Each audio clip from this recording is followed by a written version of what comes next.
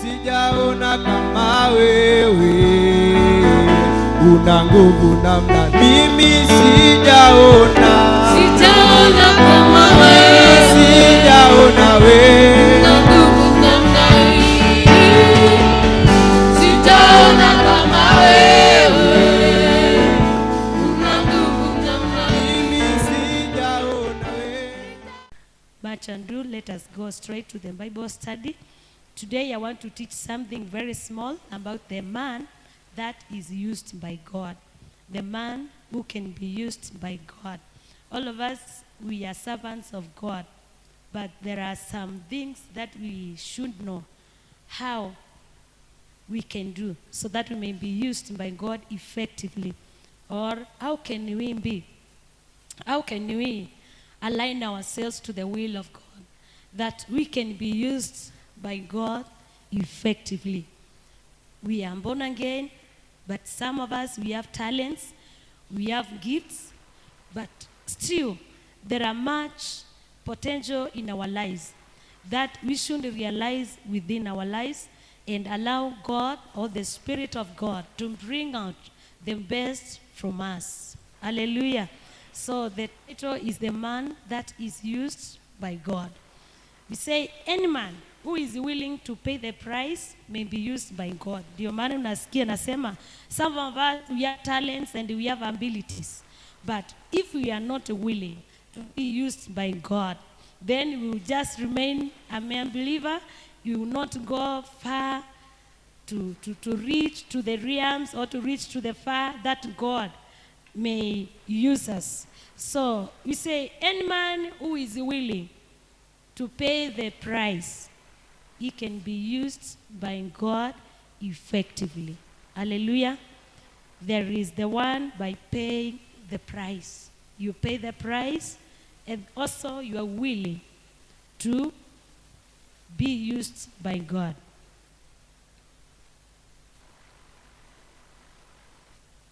There is sacrifice. Sacrifice that I must give. I must give myself to God. Sacrifice that you must leave some of the things that can hinder us from, or that can hinder God from using us. So when we talk about the sacrifice, it is having or laying down our lives and giving our desires to God, seeking the will of God concerning our lives, and leaving everything for God. Let us begin, let us lay foundation in the Romans chapter 12 and verse 1. Romans chapter 12 and verse 1. We make it the main verse, even as we look at the points. Remember, great success brings great efforts. So when we spend much time serving God or seeking God, then God will be very near, or God will use us effectively. Romans 12 and verse 1. It may be common, but let us look at it. So it says that sacrifice, I beseech you, therefore, brethren, by the mercies of God, that you present your bodies a living sacrifice, holy, acceptable unto God, which is the reasonable service. I beseech you. This was Paul. He's writing to brethren, to the Christian. He's beseeching, or he is appealing to all believers that we present ourselves as a living sacrifice. The one sacrifice, that is what we want us to look at. Sacrifice. What is sacrifice? Willing to pay the price, regardless of the gift that you have, regardless of the ability, regardless of the education, regardless of the power or authority that you may have, willingly giving yourself to God. So now let us have to Give us 2, please. Verse 2.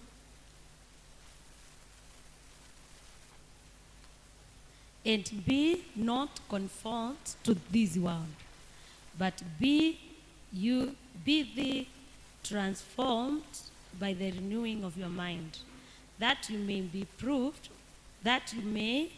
what is that good and acceptable and perfect, the will of God. Brethren, for us to be used by God, it is by giving ourselves to God and laying down our lives for Christ. Point number 1, the man that can be used by God is the one who has one great purpose in life. A person who has one great purpose in life. What does it mean? What is this great purpose? Great purpose in life. A person whose heart is not divided, who brings full concentration to the work of God. And divided, a person who is willing or who has a heart fully given to serve the Lord. I've said, remember, great success will bring great efforts. Or if you want to be great, then you will put some efforts on what you are doing. When you look at Philippians chapter 3 and verse 13, there is something there Paul is showing us. Philippians 3 and verse 13. Brethren, I count not myself to have apprehended, but this one thing I do, forgetting those things which are behind and reaching forth unto those things which are before. I press towards the mark for the prize of the high calling of God in Christ. What is this one great purpose in life? Let us remember that we have been called, we've been saved, and we have called to a certain ministry that we may serve God in that particular ability, capacity. God has called us in particular. Each one of us has a akona karama that God has given us. This is the purpose, great purpose that I may be living for, that I'm being called by God to do this particular thing. I'm being called in this particular ministry. Am I living for it? Am I walking? Can this purpose make me not to sleep? Can this purpose make not? Can it make me abandon my own duties and go forth for the calling that the Lord has given me? Do we have the passion for the gospel? Are we giving ourselves day and night? Are we pressing towards the mark according to our calling? Bwana Yesu asifiwe sana. The man to be used by God is this particular person who has this great purpose. She has written it on his or on her heart that I am called to be an evangelist. I am to be a singer. I'm called to be a worshiper. I'm called to be an intercessor. Am I living for this work?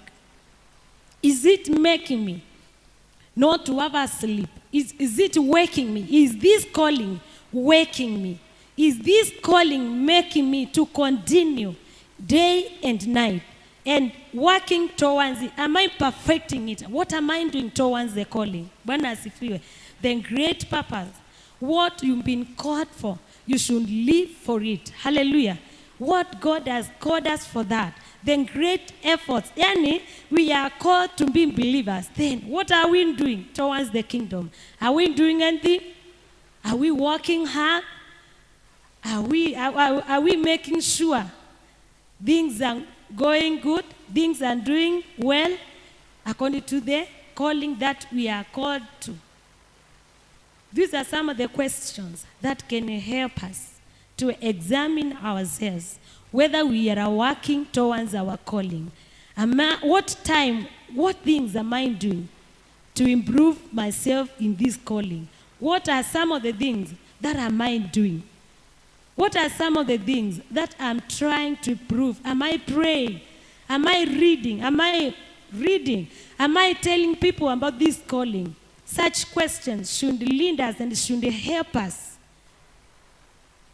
to examine ourselves and realize I'm not doing this, I'm supposed to do this. We should change ourselves to work towards God. Remember the man to be used by God. Willingness, then desires that we have.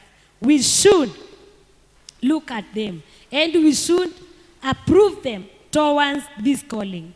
Hallelujah. 1 Timothy chapter 4 and verse 15.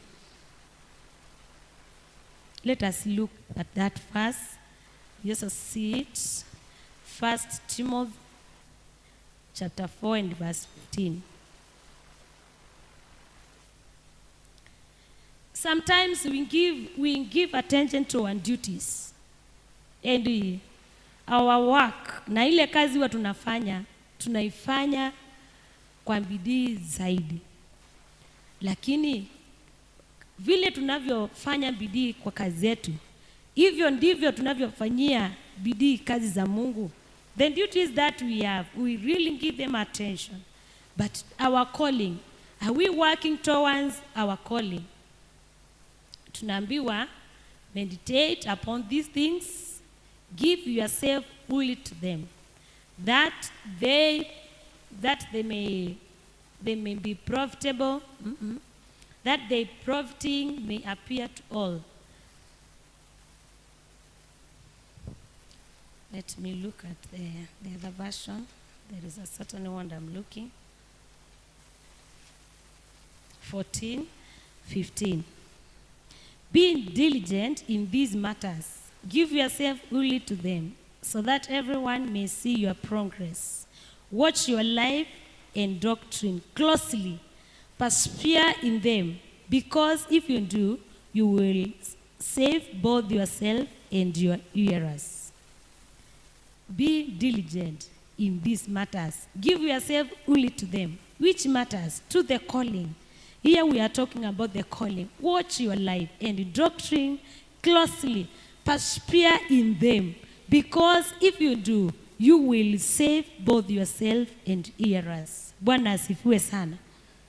Giving ourselves wholly to the things, to the matters of our calling, and watching of our lives diligently, persevering in them.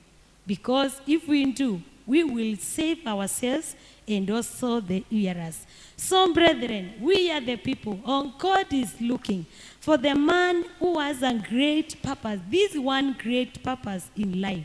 Remember when we read the book of Jeremiah, chapter 29, in verse 10-11, the Bible says, I have a good plan for you. I have a good plan.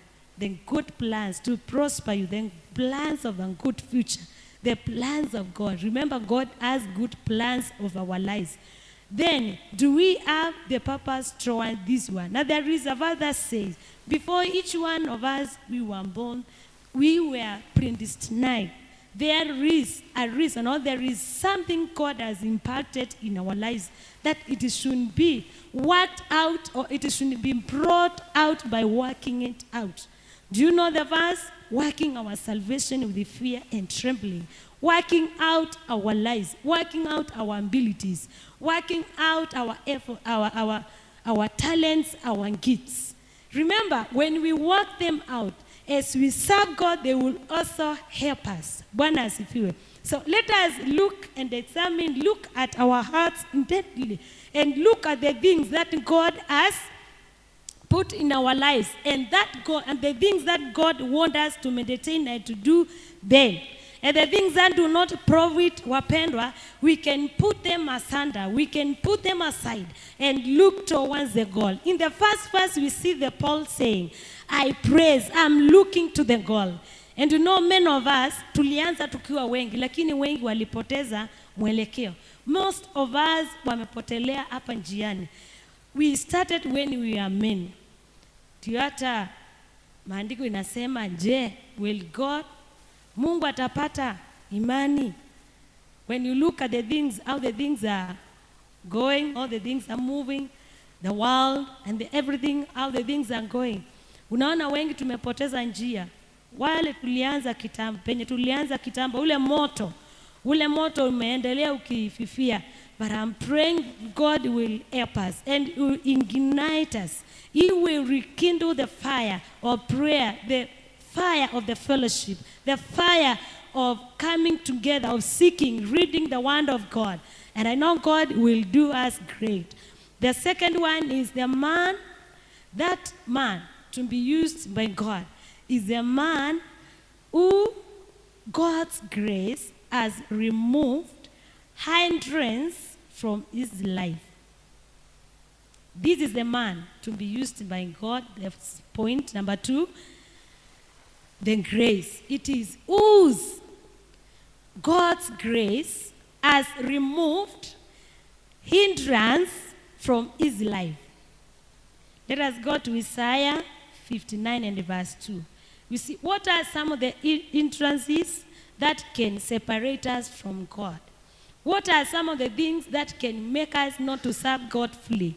What are some of the things that can make us even not to realize the purpose in our lives? When you read, but your iniquities have separated you from your God. Your sins have hidden his face from you so that he will not hear you. Oh, Mungu atusaidie. Sin is one of the hindrances. Sin, that makes our lives impure. Nataka tukue tuna connect where we have seen the verse of Romans 12 and verse 1. People who will give himself ourselves freely, then we become that acceptable and holy. But now look, Isaiah. Our iniquities have separated us from God. Our sins have hidden the face of God from us. Look at this. If we are not right with God, then we cannot serve God when we are not one. It is when we are right with God, then you can serve God. You know, when you serve God, then God himself, he will use you. You cannot, sasa sijui hii ndaeleza, it is now serve God. As you serve God, you cannot serve God by yourself. You serve God when he is using you. Bwana asifiwe. You serve God as he uses you. So sometimes we live in sin and we fail toward the fellowship with God. The very deep fellowship of God when we live in sin. Obviously, the Bible says the prayer of a sinner are noise before the Lord. So when we pray, we have not repented of our sins, there is no way we will meet God. We will not encounter God when we live in sin. But when we live in holiness, in righteousness, we will encounter God. We will experience the move of God in our lives. Then this one brings God into our lives to use us. Bwana asifiwe. God uses people. In fact, God cannot come himself and heal. It is through his servants. He will use a servant to heal. He will use a servant to bring the word. He will use a servant to bring a song, a worship. He will use us. Hallelujah. So we are the vessels to be used by God to bring God's messenger, to bring God's power to his people. Hallelujah. So how are we going to be? We live in righteousness. We live in holiness so that God will use us to bring his message to the people. Hallelujah. Umesikia how the church is criticized by the outsiders, by the worldly people.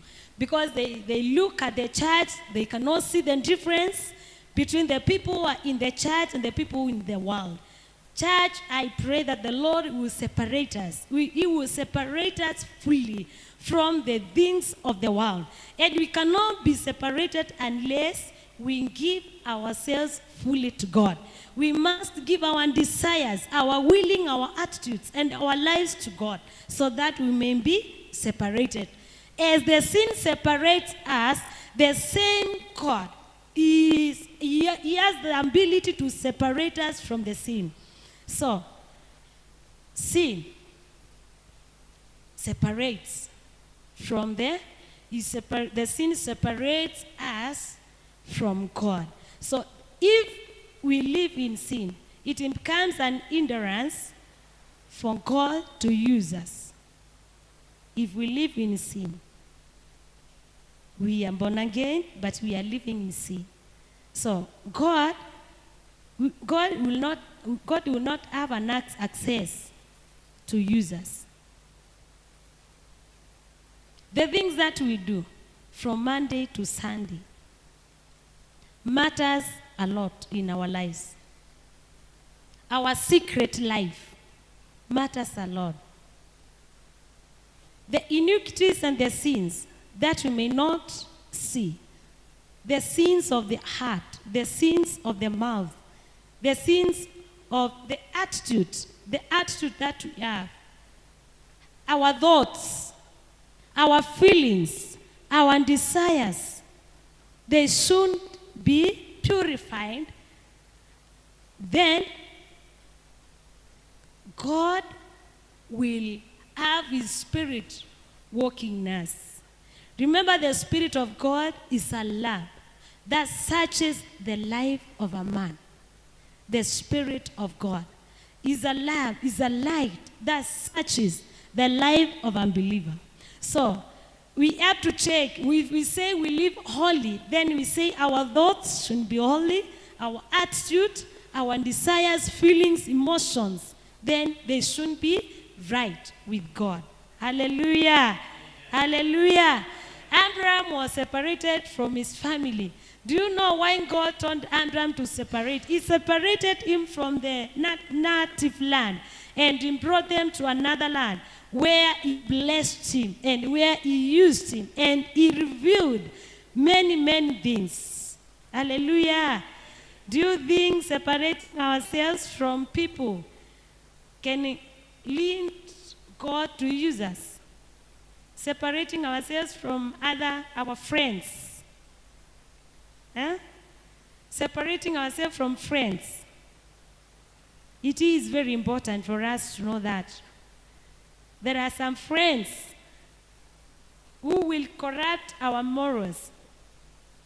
Friends who will corrupt our feelings. They will corrupt our spiritual lives. They will cause us not to walk right with God, our friends. We also check on that. The friends who will not help us, the influencers, the people who will influence us to move away from God, the people who will distance us from the presence of God. Bwana asifiwe. If you read the Bible, you will see many people separated themselves from others, and especially from their friends, from their close selves from them. And God used them. Even sometimes when God wants to speak to his people, to the servant, he will separate the servant from people. Hallelujah. Bwana asifiwe. When God wants to use a servant, maybe he wants to use Musili. Musili will be separated from the family. God, the Spirit, will lead him to somewhere alone, and then he will have an access to him and speak to him. Hallelujah. So let us check on people. They can also be the hindrance of not God using us. Hallelujah. Then the other things are the things that can also separate us, just to list a few, the world pleasures. You can read from the book of Hebrews, chapter 11, verse 24 to 26. We have the world alliances. We have the business connections. We have the launch connections. We also have marriage connections. We have the worldly companions. The things that we connect most to them. Do they bring glory to God? Mungu angalia hivi anaona the business that I'm doing. Does it glorify God? The partnership that I have, does it glorifying God? The deeds that I'm doing, do they glorify God? And the dates that I'm going, the outings that I'm going, and the things that I am doing, do they bring glory to God? Bwana asifiwe. Wapendwa, when we talk about to be used by God, it is fully separating yourself. It is giving out yourself. Ni kujiamulia hapa na kusema, I want to serve God and I want to live for God. I want to live for this one purpose. Then God, in fact, kutumika na Mungu si ngumu. It is only giving yourself and you are willing to be used by God. God will use you. The other one, it is the man used, or the man that God uses is the man who has placed himself, has placed himself at God's disposal, completely at God's disposal. The man who is used by God has placed himself completely at God's disposal. Let us have 2 Timothy chapter 2 and verse 15.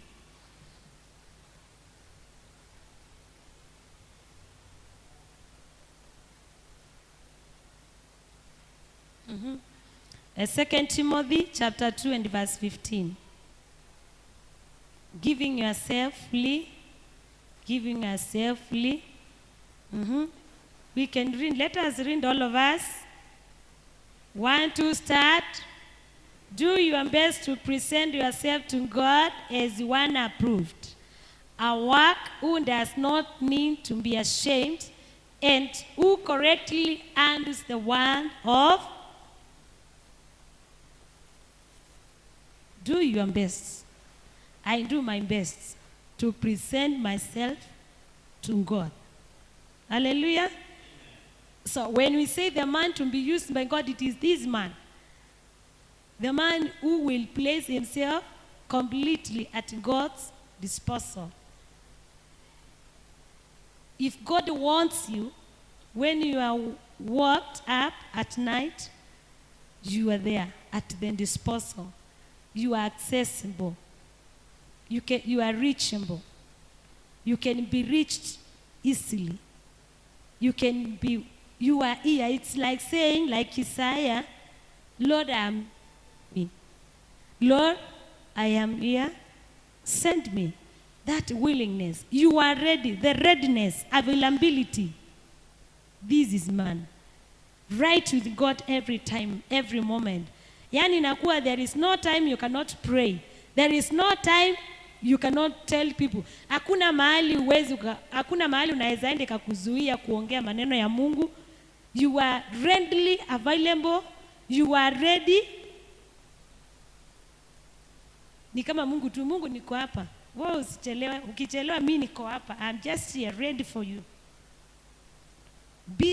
Do your best. And that is doing your best. So doing your best is putting yourself in order, partnering yourself to the will of God.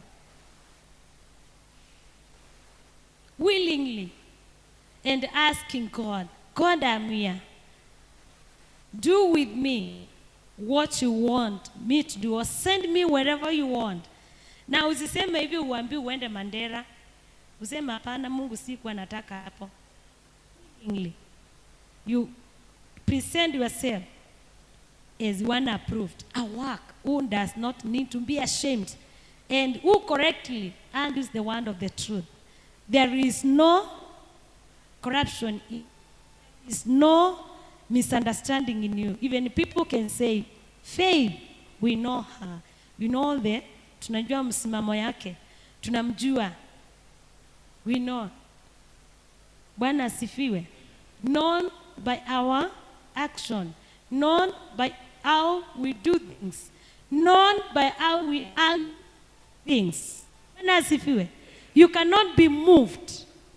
Kuna mapastors wengi sana wanahubiri maneno ambayo haieleweki. Unaweza ukastand fully, then unamwambia whatever you are saying is not right. Bwana asifiwe. Kwa mfano kama kwetu shuleni kwetu tumeletewa and master. And master ni wa hii kanisa inaitwa the Abramites. Kuna church inaitwa hivyo. The Abramites. And they believe on Mosaic law. So women, they are not supposed to preach. They are just supposed to sit down, be submissive. Kazi yao ni kupika, kupatia mzee chakula. Hakuna kitu kingine. And that's what they preach. Na wanasimama na kwanza wanaongea hayo maneno, the doctrine. Wanajaribu sana kuiongea kwa nguvu, with aggressiveness. Wanaiongea sana. Hakuna mama astahili, mama. They don't have anything else. Wanaongeanga juu ya mama. But when you look at their families, you see the difference. Unaona mzee kitambi imeanguka, lakini mama ni kakonde. Because they have oppressed the mothers. They have oppressed their wives. Using the law of Moses. Unaona? So when we stand, nikikutana na yeye, huwa namwambia, kwanza, I confronted him one day, my end teacher, nikamuuliza, and when do you go to church? Who is your pastor? When do you go to church? So kwa sababu yeye ni mkubwa, nikamwacha. You see, but when you know the truth, you undo the word of God, the word with the truth. Nobody will shake you. You will never be moved by the things of the world, by the things that are going around, even by the preachers who do not know the Bible. Bwana asifiwe. So we say, even as we prepare ourselves to be used by God, there are many things that we will come to realize. Kiasi ya kwamba you cannot be moved by anyone. You know the truth. You will undo the word of God correctly. You will be able to tell people this and this, the correct thing. Hallelujah. Bwana asifiwe. Yes, disposal. Because you cannot place yourself in a place where God can access you. God will show you a lot of things that you've not seen, you've not heard, you've not comprehended. Because there are hidden places. Unajua Biblia inasema the things that have been revealed belongs to us and children. But the things that are hidden belongs to God. When you seek God and you place yourself at the disposal of God, He will show you many things that no man has not seen. Hallelujah. Yes. Disposal. So there are advantages of being ready and available for God. Because it will advantage you. You will know the realms when the people do not know. You will wake up and know great secrets of men that other people do not know. One thing about God is, whoever seeks God, he does not hide himself. What does Isaiah say? The Isaiah 45 and 15, if I'm not wrong. I am a God who hides himself. I am God who hides himself. So if he hides himself, what does it mean? You seek him to find him. Hallelujah. You seek God to find him. So when you seek him, when you keep yourself in the disposal of God's access, then he will show you many things. It is not easy, but kukata kauli.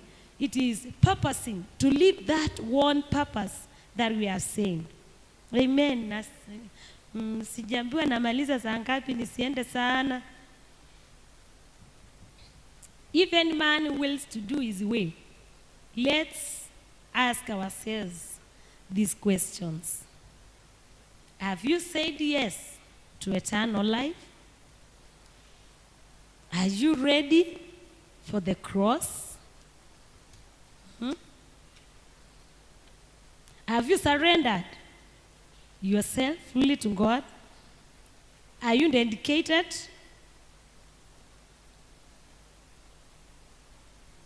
Has your will been set aside? Will you go anywhere where He wants? Such questions.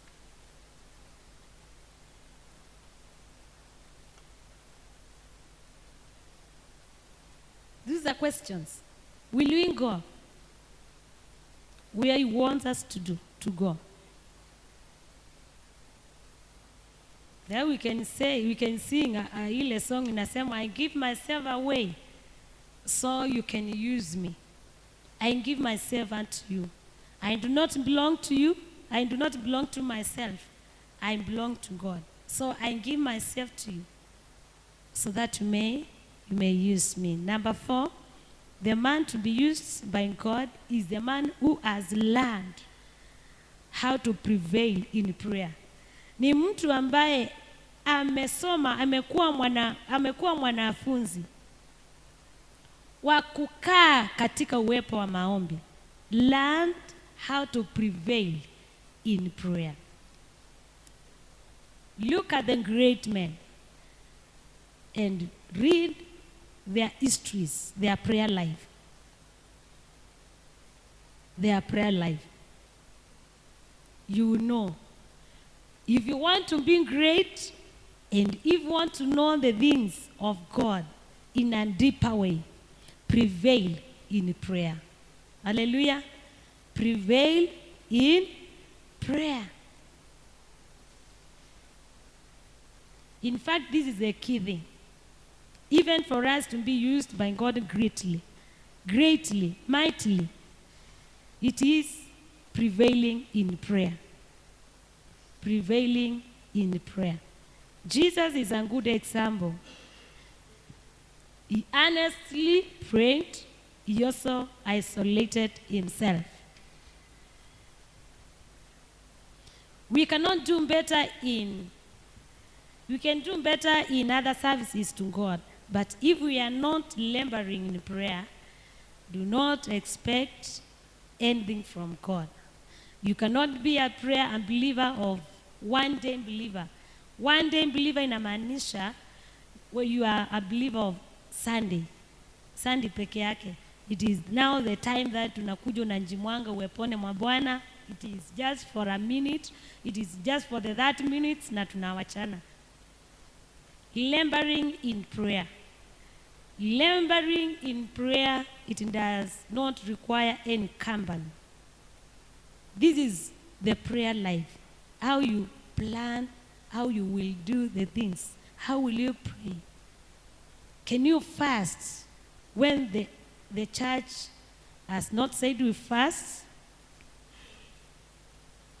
Can you go to prayer centers even without being told by anyone, go and pray? Can you fellowship? Can you have a fellowship with God even when other members of the church are not fellowshipping? In your house, do you have the fellowship? Do you have the personal fellowship with God? Labor in prayer. Can you labor? Can you wait? Can you watch? How do you watch? Can you watch for 3 hours? Can you watch for 2 hours? Can you watch for 1 hour? Prayer life. Pattern it. Pattern your prayer life. All of us, we pattern it. If you want God to use us, we must learn to prevail in prayer. Hallelujah. Prevailing in prayer. The prayer brings results. The prayer that brings, the prayer that is effective. The prayer that can change things. The prayer that can move mountains. The prayer that can take us to great realms. That can open the things that the enemy has closed. Look at Daniel praying and fasting for 21 days. But his prayer was hidden up by the enemy. For 21 days, praying, prevailing, laboring in prayer. But his prayer ilikuwa imezuiliwa. So my dear brethren, it is by prevailing and waiting in the room, in the power room, in the prayer room, in waiting upon God, that you see the things changing. Hallelujah. People will not ask, who is that? You will rise up and we shall see the manifestation of God's power in your life. Why? Tarried in prayer. You've been there waiting. You've been there asking God. Na ni mzuri sana when we are doing anything to ask God direction. asking God. Unajua kwa nini tunaenda saa zingine tunapigwa na shetani, tunaingia katika mitego ya shetani? Because we have not asked guidance from God. Even before you stand before the people, ask God, what am I going to do? There is one person, anaitwa Holy Spirit. Mimi napenda sana Roho wa Mungu. Why? He will always guide.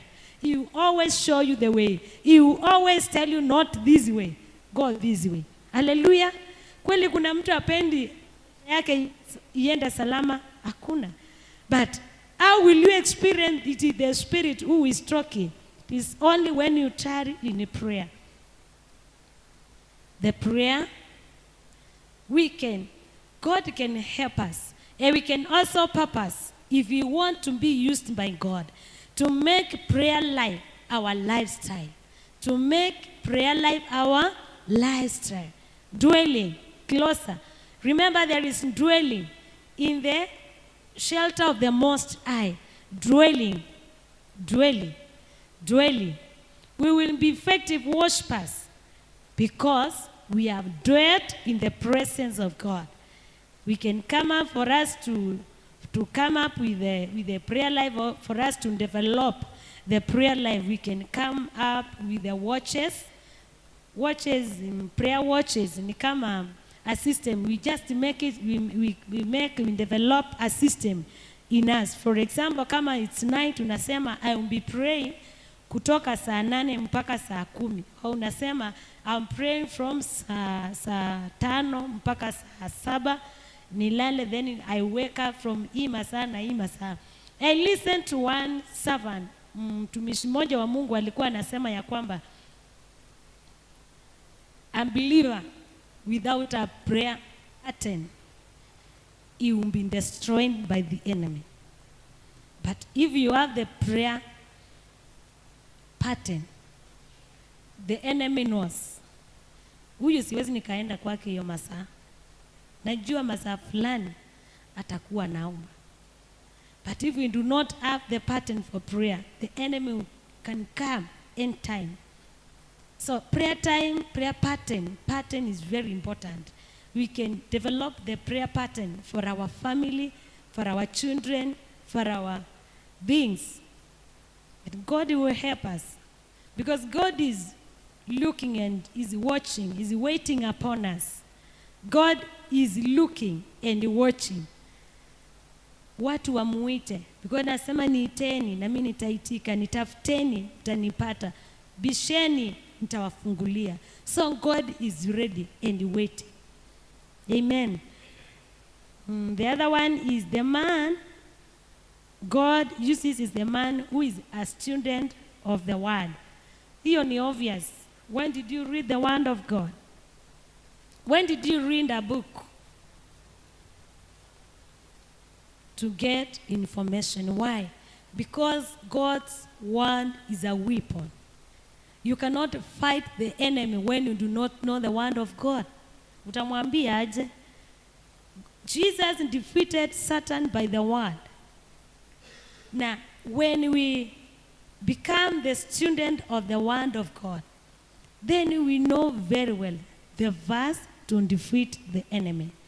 We know the verse to use when we are under attack, or when we are doing something which is not, or when we are maybe things that come upon our lives like sickness. If you know the word of God, you know the verses that you are supposed to direct. Go up. What does the Bible say about the healing? So if you know the word of God, you just speak the word of God. You speak the word of God over the situation, and then everything clears. As you do that, utaspeak you the word of God, unaponya, mtoto anapona. God has used you.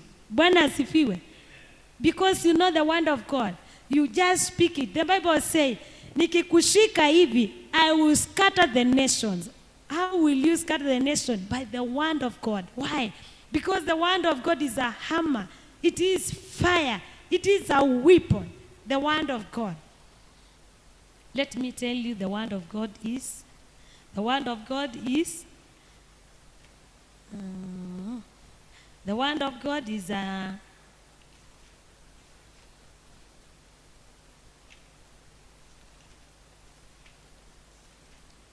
nimeandika. What is the word of God? One, it is like it is living, the word of God. It is a double-edged sword. You get that one from the Hebrews, lakini hiyo ni just nitie hiyo point bidii. Hiyo point ya the word of God is a weapon. Hebrews chapter 4 and verse 12. The word of God is a double-edged sword. Have you seen such a weapon?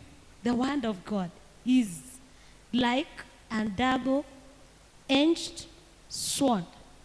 When you use it, you smash the end of the enemy.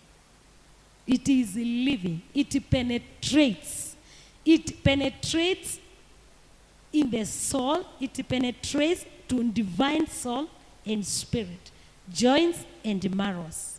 So there is no part of the body that cannot hear the word of God. Why? It penetrates. Hallelujah. It penetrates in the marrows. It divines the soul and the spirit, the word of God. When you learn the word of God, there is nothing, no mountain will stand before us. Hallelujah.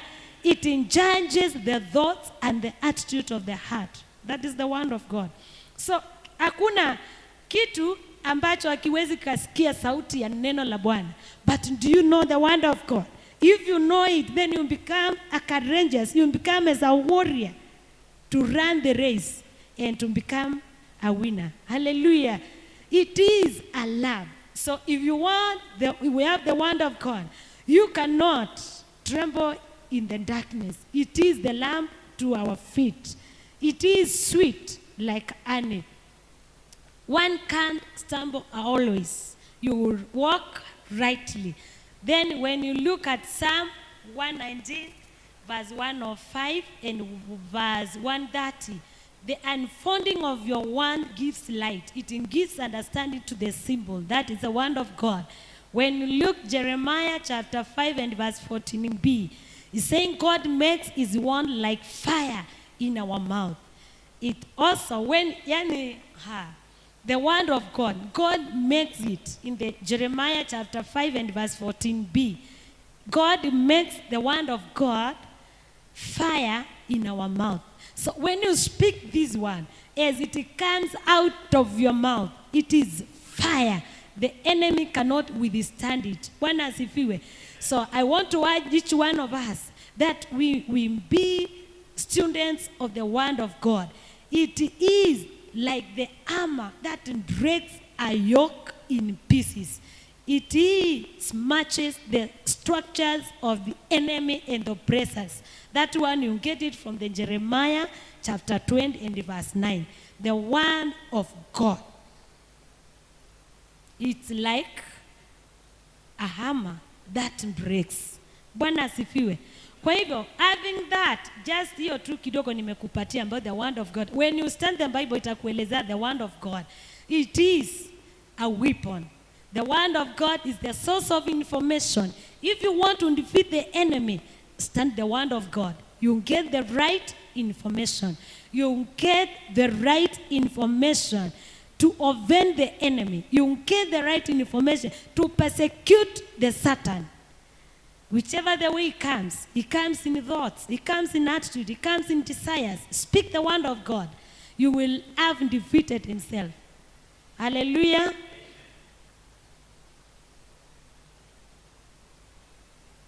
There is that verse, the word of God, it's dwell in our lives. And there is that verse, I think it's in Colossians, njui wapi inasema, the word of God, it should dwell in us richly. Nitafutie hiyo verse, hiyo tunaweza isoma hapo. Then, richly, it is learn the word of God, then we keep it. Si kusoma leo na inaisha. It is keeping the word of God in our lives. It indwells richly. When we are ready, remember we have said readiness. We must be ready with this, the word of God. It is the sword that we should have it in us. Anytime the enemy comes, we are there. The other one is the man God used by God is the man who has a vital living message for the lost world. Are we evangelizing now, having known that? Are we preaching the word of God? Do we have the great desire for the people who are lost, the lost people? Do we tell the word of God? Do we have the desire for them?